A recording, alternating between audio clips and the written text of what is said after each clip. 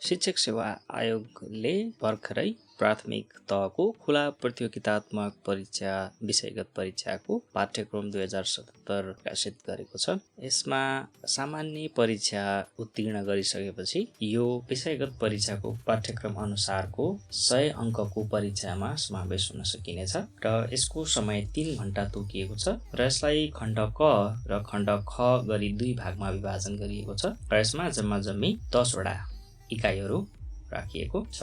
यसरी खण्ड क र खण्ड खमा विविध विषयवस्तुलाई समायोजन गरेर राखिएको छ। म सरसर्ती यसमा के कस्ता विषयवस्तु छन् भनेर एकचोटि सरसर्ती तपाईहरुलाई अवगत गराउँछु। यसमा इकाइ 1 भनेर यसमा शैक्षणिक योजना कक्षा कोठाको व्यवस्थापन सम्बन्धी विषयवस्तु राखिएको छ, जसमा शैक्षणिक योजनाको कुरा, जस अन्तर्गत विभिन्न वार्षिक कार्यतालिका, वार्षिक शैक्षिक योजना, इकाइ योजना, दैनिक पाठ योजना, दैनिक कार्यतालिका, कक्षा कोठा व्यवस्थापन आदि कुराहरूलाई राखिएको छ। यसैगरी दोस्रोमा चाहिँ शैक्षणिक व्यवस्थापनका कुरा, जसमा जस्तो कक्षा शिक्षण कसरी, विषय शिक्षणका कुरा, बहुकक्षा शिक्षण अनि कक्षा कोठामा विविधता व्यवस्थापन कसरी गर्ने भन्ने कुराहरू चाहिँ छ।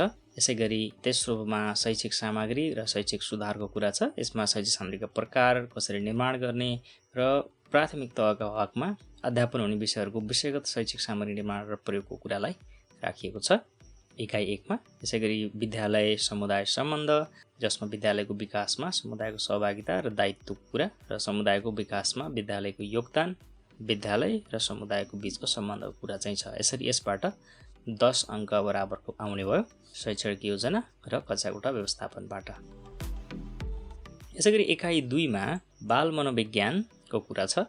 बाल मनोविज्ञानभित्र बाल मनोविज्ञानको अर्थ, क्षेत्र, आवश्यकता र महत्त्वलाई राखिएको छ र यसमा दोस्रोमा मानव वृद्धि र विकासका बारेमा छ। यसमा वृद्धि र विकास भनेको के हो र यसका विशेषताहरू के हुन्छन् मानव विकासका र मानव विकासका चरणहरू के कस्ता हुन्छन् भन्ने चाहिँ कुरा सोधिनेछ र यसमा विशेष गरी प्राथमिक तहका बालबालिकाको उमेरलाई ध्यान दिएर पूर्व बाल्यावस्था र उत्तर बाल्यावस्थाको मात्रै यसको परिचय र यसका विकासात्मक कार्य, विशेषताहरू, शारीरिक र संवेगात्मक परिवर्तन तथा प्रभावहरू र यस अवस्थाका रुचिहरू, सङ्कटहरू र पूर्व र उत्तर बाल्यावस्थाका विद्यार्थीको सुरक्षित विकासमा शिक्षक र अभिभावकको भूमिकाको कुरा चाहिँ राखिएको छ। यसैगरी यसमा सिकाइको पनि कुरा राखिएको छ। सिकाइको अर्थ, यसको स्वरूपहरू, शैलीहरू, परिपक्वता र सिकाइमा के कस्तो सम्बन्ध हुन्छ र सो प्रतिबिम्बन र सिकाइको के सम्बन्ध रहन्छ र सिकाइमा स्थानान्तरण, स्मरण, विस्मरण, उत्प्रेरणा सिकाइ के कस्तो सम्बन्धित हुन्छन् भनेर यसमा गरेको छ। यसैगरी इकाइ 3 मा शिक्षण विधि र विद्यार्थी मूल्याङ्कनको कुरा छ। यसमा शिक्षण विधिका बारेमा छ, जुन प्राथमिक तहमा प्रयोग हुने विषयगत शिक्षण विधिहरूको परिचय, यसको विशेषताहरू र शिक्षण विधिको वर्गीकरण, प्रयोग र पाठ्यपुस्तक र शैक्षिक निर्देशिकासँग शिक्षण विधि कसरी सम्बन्धित हुन्छ भन्ने कुरा सोधिनेछ।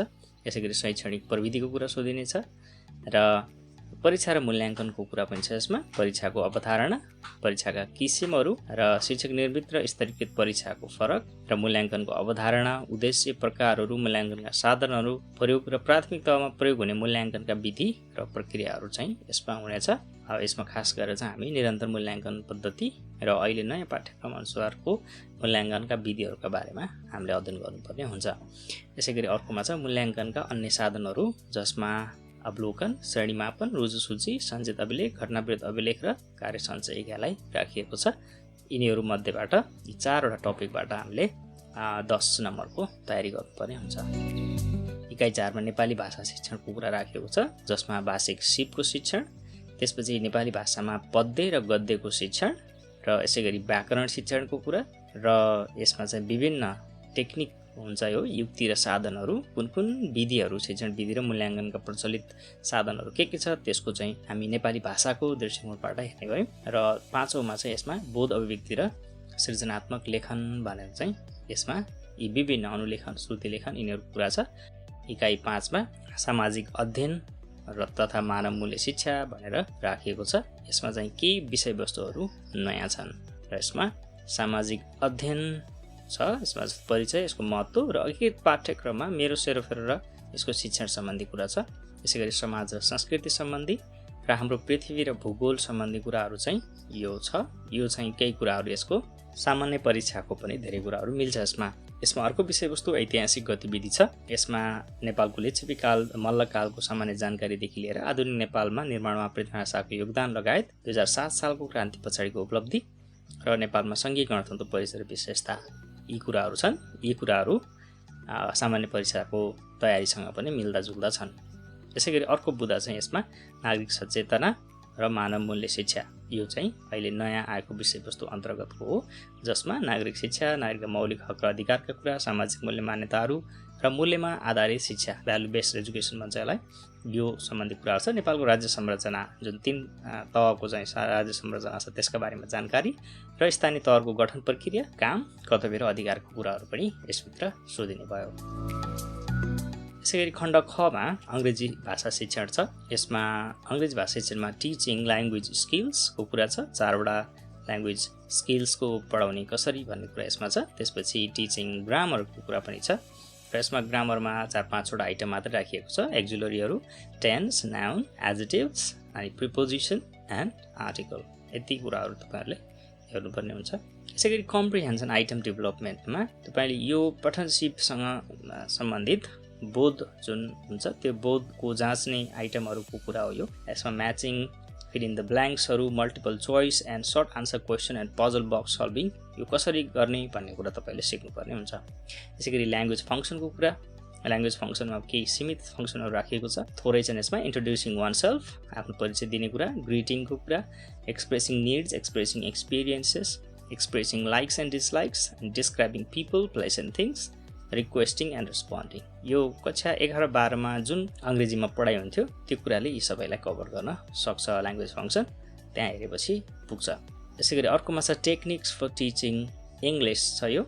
यसमा युज अफ टेक्स्ट बुक, पाठ्यपुस्तकको प्रयोगको सम्बन्धमा, प्रिपेयरिङ लेसन प्लानको कुरा पनि सोध्न सकिने भयो। यसैगरी using language game, language game कसरी प्रयोग गर्ने, पियर वर्क र ग्रुप वर्कको कुरा, समूह कार्यको कुरा, युज अफ क्लासरुम ल्याङ्ग्वेज र कक्षामा प्रयोग गरिने भाषा कुरा पनि सोध्न सकिने भयो। यसबाट चाहिँ 10 अङ्कको एउटा प्रश्न सोधिनेछ। यसरी इकाइ 7मा गणित शिक्षणको कुरा छ। यसमा ज्यामितिबाट यो समतलीय चित्रहरूको त्रिभुज, चतुर्भुज र वृत्त सम्बन्धी ज्ञान र सामान्य समाधानका क्वेसनहरू आउन सक्ने भयो। यसरी अङ्कगणितको कुरामा सामान्य अङ्क र सङ्ख्याको ज्ञान, गणितका आधारभूत क्रियाहरू र भिन्न र दशमलव, प्रतिशत, समूहको प्रकार र क्रियाहरू र दूरी, परिमिति, क्षेत्रफल, आयतन, समय, मुद्रा र नापतौल, यी कुराहरू तयारी गर्नुपर्ने भयो अङ्कगणितबाट। बीजगणितबाट सामान्य सरलीकरण र समीकरणको कुरा जान्नुपर्ने भयो।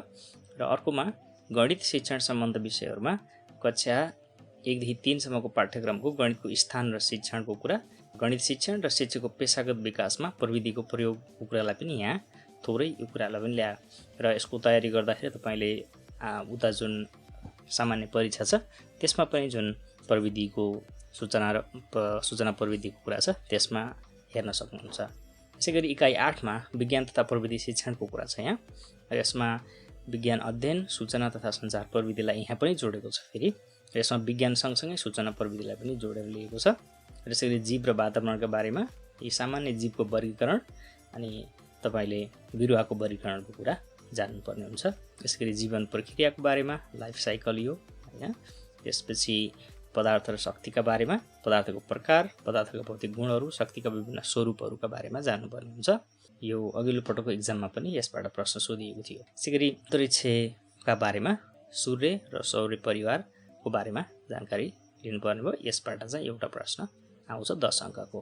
यसैगरी इकाइ 9मा स्वास्थ्य, शारीरिक शिक्षा तथा सृजनात्मक कला सम्बन्धी प्रश्न सोधिने भयो। यसमा व्यक्तिगत स्वच्छता तथा वातावरणीय सरसफाइको कुरा, प्राथमिक उपचार, त्यसपछि शारीरिक शिक्षाका आधारभूत सिपहरू र सृजनात्मक कला, यी 4वटा क्षेत्रमा बाँडिएर यसबाट 2टा प्रश्नहरू 5-5 अङ्कको सोधिनेछ। यसैगरी अब इकाइ 10मा र यो अन्तिम इकाइ पनि हो, यसमा स्थानीय पाठ्यक्रमको कुरा छ। यसमा पाठ्यक्रमको परिचय, अर्थ, महत्त्व, तत्त्वहरूको कुराहरू छ र यसमा स्थानीय पाठ्यक्रमको परिचय अनि यसको महत्त्व के छ भनेर पनि राखिएको छ र कुन कस्तो अवस्था छ भनेर लेखेको छ। स्थानीय पाठ्यक्रम निर्माणका प्रक्रिया र प्रयोगहरू के कस्तो छ भन्ने कुरा, स्थानीय पाठ्यक्रम कार्यान्वयन र सिकाइमा प्रावधान तत्त्वहरू के हुन्छ भनेर र अर्कोमा छ 5औं बुँदामा चाहिँ नेपालमा मातृभाषा तथा स्थानीय भाषा सम्बन्ध भएका नीतिगत प्रयासको कुराहरूलाई पनि यहाँ समेटेको छ। यसमा संवैधानिक व्यवस्था र कानुनी र संरचनागत व्यवस्था के कस्तो छ मातृभाषा र स्थानीय भाषाको सम्बन्धमा भनेर यसरी चाहिँ राखिएको छ। र यसको विशिष्टीकरण तालिका निम्न बमोजिम छ। यसमा खण्ड क मा 5 वटा, जसमा चाहिँ 10 अङ्कको क्वेसन आउने भयो सबैमा। नेपाली भाषा शिक्षणमा चाहिँ 2टा क्वेसन आउने भयो प्रश्न।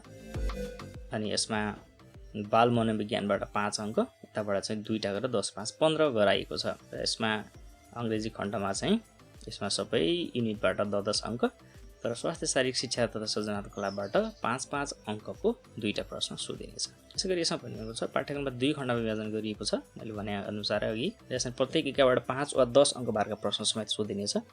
र यसलाई हामीले उत्तर लेख्दाखेरि अलग अलग उत्तर पुस्तिकामा भएको खण्ड क को उत्तर र खण्ड ख को उत्तर हामी अलग अलग उत्तर पुस्तिकामा पनि लेख्छौँ। लिखित परीक्षाको माध्यम नेपाली वा अङ्ग्रेजी दुवै हुनेछ, तर भाषा विषयको हकमा सोही भाषा हुनेछ। हामीले अरूको उत्तर लेख्दा जे पनि लेख्न सक्ने भयौँ, तर अङ्ग्रेजीको केसमा अङ्ग्रेजीमै उत्तर लेख्नुपर्छ, नेपालीको सन्दर्भमा नेपालीमै उत्तर लेख्नुपर्ने भयो। अरू तपाईँले अङ्ग्रेजी वा नेपाली जुनसुकै पनि लेख्न सक्नुहुन्छ। र यो पाठ्यक्रम 2077 साल असार 27 गतेदेखि लागू हुनेछ भनेर यसरी प्रकाशित गरेको छ।